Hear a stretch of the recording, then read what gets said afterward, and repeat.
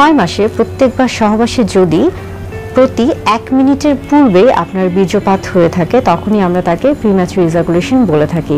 অর্থাৎ দেখা যাচ্ছে যে সহবাসের ক্ষেত্রে যদি 1 মিনিটের আগেই তার ইজাকুলেশন হয়ে থাকে তখনই তাকে আমরা প্রিম্যাচুর ইজাকুলেশন বলছি, এবং সেটা কিন্তু অবশ্যই 6 মাসে প্রত্যেকবার সহবাসে। কখন প্রিম্যাচুর ইজাকুলেশন হয়ে থাকে? আমরা যখন আসি যে আসলে ইজাকুলেশনটা কিভাবে হয়ে থাকে। ইজাকুলেশন খুবই স্বাভাবিক একটি প্রক্রিয়া।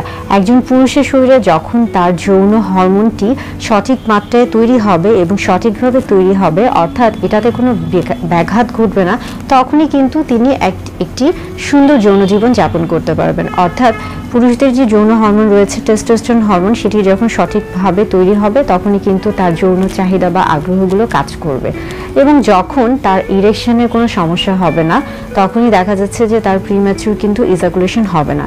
কিন্তু যখন দেখা যায় যে এই যে টেস্টোস্টেরন হরমোন তৈরিতে সমস্যা বা তার ইরেকশনে বাধাগ্রস্ত হচ্ছে বা সে অন্যান্য কোনো না কোনোভাবে শারীরিকভাবে বা মানসিকভাবে বাধাগ্রস্ত হয়, তখনই তার কিন্তু প্রিম্যাচুর ইজাকুলেশন হয়ে থাকে। আমাদের প্রত্যেকটি মানুষের জন্য কিন্তু যৌন জীবন অত্যন্ত গুরুত্বপূর্ণ। বিশেষ করে আমরা বলে থাকি যে স্বাস্থ্যকর যৌন জীবনের ভূমিকা কিন্তু একজন সুস্বাস্থ্যকর ব্যক্তির জন্য অত্যন্ত গুরুত্বপূর্ণ। এখন আসি যে মানসিক যে দিকগুলো কাজ করছে। ধরেন একজন পুরুষের বিবাহ হলো এবং বিশেষ করে নবদম্পতির ক্ষেত্রে তার ক্ষেত্রে কিন্তু প্রিম্যাচুর ইজাকুলেশন খুবই স্বাভাবিক। কিংবা দেখা যাচ্ছে যে একজন পুরুষ খুবই অল্প বয়স্ক বা অপ্রাপ্ত বয়স্ক সময়ে যদি সে মেলামেশা করে থাকে, সেই ক্ষেত্রেও কিন্তু তার প্রিম্যাচুর ইজাকুলেশন হওয়াটা খুবই স্বাভাবিক। আবার পাশাপাশি দেখা যায় যে দীর্ঘ বিরতিতে যদি কেউ সহবাস করে থাকে তাহলে তার ক্ষেত্রেও কিন্তু প্রিম্যাচুর ইজাকুলেশন খুবই স্বাভাবিক। অর্থাৎ এই প্রত্যেকটা ক্ষেত্রে কিন্তু প্রিম্যাচুর ইজাকুলেশন হওয়াটা অত্যন্ত স্বাভাবিক একটা ব্যাপার।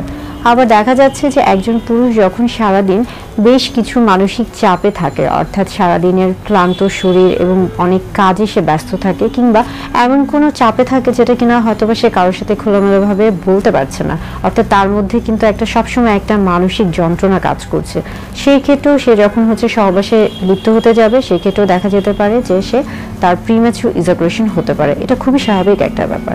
আবার শারীরিক দিক থেকেও যদি আমরা আসি যে সে অনেক বেশি ক্লান্ত, হয়তোবা সে সঠিকভাবে বিশ্রাম নিচ্ছে না, তার ঘুমের প্রয়োজন রয়েছে, সেই কাজগুলো ঠিকমতো করছে না, বা তার যে খাদ্যাভ্যাস রয়েছে সেগুলো সে ঠিকমতো করছে না, সেই ক্ষেত্রেও কিন্তু প্রিম্যাচুর ইজাকুলেশন হওয়াটা খুবই স্বাভাবিক একটা ব্যাপার।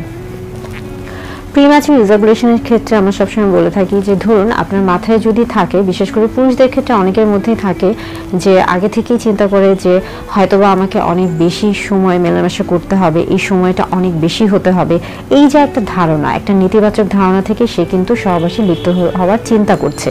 তো এই নেতিবাচক ধারণা যদি তার মধ্যে আগেই থেকে থাকে, সেই ক্ষেত্রেও কিন্তু তার একটা প্রিম্যাচুর ইজাকুলেশন হওয়ার সম্ভাবনা থাকে, এবং দেখা যায় যে এই ক্ষেত্রে তার যৌন জীবনটা অনেক সময় তার যে সঙ্গী রয়েছে তার প্রতি একটা নেতিবাচক প্রভাব ফেলে। প্রিম্যাচুর ইজাকুলেশন বা অতি দ্রুত বীর্যপাত খুবই স্বাভাবিক একটি প্রক্রিয়া। তবে আপনি যদি আপনার মানসিক এবং শারীরিক স্বাস্থ্যের যদি যত্ন নিয়ে থাকেন এবং এর ফলে আপনার এই সমস্যার ফলে আপনার সঙ্গীর কোনো সমস্যা হচ্ছে কিনা তার সাথে যদি খোলামেলা আলোচনা করে থাকেন, সেই ক্ষেত্রে কিন্তু এটার সমাধান খুবই সহজ হয়ে থাকে। প্রিম্যাচুর ইজাকুলেশনের ক্ষেত্রে আমরা বলে থাকি যে আপনি যখন যৌন মিলনে যাবেন বা আপনি যখন সহবাসের জন্য একটা প্রস্তুতির মধ্যে যাবেন, সব সময় আপনার যে সঙ্গী রয়েছে তার সাথে একটা ফোর প্লের যে একটা ব্যাপার থাকে, বিশেষ করে তাকে একটা নিজের মতো করে একটা সময় দেওয়ার চেষ্টা করুন, বা তার যে আগ্রহ বা তার যে উত্তেজনার যে বিষয়গুলো রয়েছে, যে তার যে বিষয়গুলি ভালো লাগে সেই বিষয়গুলি নিয়ে খোলামেলা কথা বলুন, দুজন মিলে একটি ভালো সময় কাটান। অনেক সময় হয় মেলামেশার ক্ষেত্রে প্রথম অবস্থায় দেখা যাচ্ছে প্রিম্যাচুর ইজাকুলেশনের মতো একটা সমস্যা হতেই পারে, সেটা প্রথমবারের মতো বা কোনো একটা সময়ের মতো, কিন্তু এরকম যদি হয়ে থাকে সেই ক্ষেত্রে আসলে হতাশ হওয়া যাবে না, আত্মবিশ্বাস হারানো যাবে না। সবসময় মনে রাখতে হবে যে আত্মবিশ্বাস এবং ইতিবাচক মনোভাব সবচেয়ে বড় একটা ব্যাপার। অনেক সময় আমরা বলে থাকি যে এই ক্ষেত্রে যখন দেখবেন যে আপনি এরকম একটা সমস্যার সম্মুখীন হচ্ছেন, আপনি তখনই স্টপ অ্যান্ড স্টার্ট, আমরা বলে থাকি যে আপনি তখনই আপনার মনোভাবটা অন্যদিকে ডাইভার্ট করার চেষ্টা করুন। অর্থাৎ এখনই যে করতে হবে, এখনই যে যৌন মিলনে যেতে হবে, বিষয়টা কিন্তু এরকম না। সবসময় দেখা যায় যে স্বামী স্ত্রীর যে একটা সুন্দর যে একটা সময় রয়েছে, সেটা সবসময় যে সহবাসের মাধ্যমেই যেতে হবে সেরকম কিন্তু না। আপনি চাইলে আপনার সঙ্গীর সাথে সুন্দরভাবে খোলামেলাভাবে একটি সময় যাপন করুন, তার সাথে প্রয়োজনে তার সাথে আপনি গল্প করুন, বই পড়ুন, খোলামেলা কথাবার্তা বলুন, দুজনকে বোঝার চেষ্টা করুন এবং পরবর্তীতে যখন দুজনের মনোভাব দুজনকে বুঝতে পারবেন বা দুজনের একটা ইতিবাচক মনোভাব তৈরি হবে, তখনই আপনারা সহবাসে লিপ্ত হন।